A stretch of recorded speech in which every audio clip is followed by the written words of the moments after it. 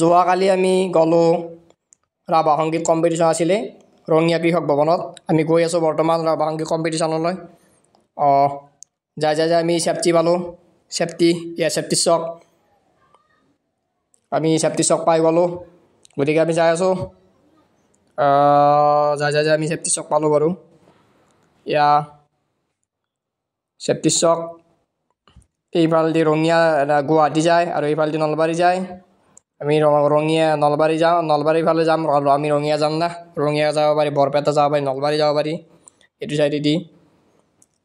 যাই আমি অভাৰব্ৰিজ পালোঁ, ৰঙিয়া অভাৰব্ৰিজ চক, ৰঙিয়া অভাৰব্ৰিজ পালোঁ, দলং। তাৰপৰা পিছত আমি পালোঁ বৰ্তমান ৰঙিয়া পালোঁ, মূৰৰা পাই গ'লোঁ। গতিকে আৰু যাই আছোঁ আমি, এয়া মূৰৰা ৰঙিয়া মেইন গেট, ৰঙিয়া এইটো ৰঙিয়া পাই গ'লোঁ।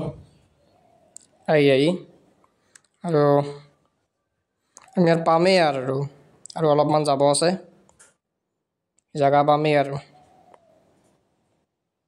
আমি আহি কৃষক ভৱন পালোঁ, ৰঙিয়া কৃষক ভৱন, য'ত আমাৰ ৰাভা সংগীত কম্পিটিশ্যন অনুষ্ঠিত হ'ব। ইয়াৰ ৰাভাৰ ফুটেজ, ৰাভাৰ অলপ দৃশ্যাংশ, মানুহবিলাক যাই আছে বৰ্তমান। অলপ দেখুৱাইছোঁ মই তাৰ দৃশ্যাংশ। মোৰ গানটো মই ভিডিঅ'ত নিদিওঁ, মই বেলেগকৈ দিম। ৰাভাৰ তবলা, হাৰমনিয়াম, বাদ্যযন্ত্ৰসকল ৰেডি, যন্ত্ৰীসকলে বাদ্য ৰেডি কৰিছে। ইয়াৰ সৰু ছোৱালী যাই আছে গান গাব।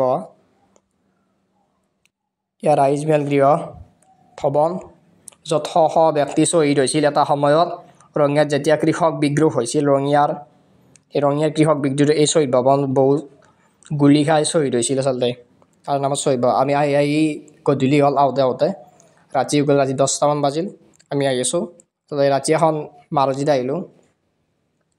আহি পাওঁতে আমি মাৰুতি এখন ছিগনেল কৰি আহিলোঁ গধূলি ৰাতি। ৰাভা সংগীতটো মই নেদেখুৱাওঁ, ৰাভা সংগীতটো মই বেলেগকৈ দেখুৱাই দিম।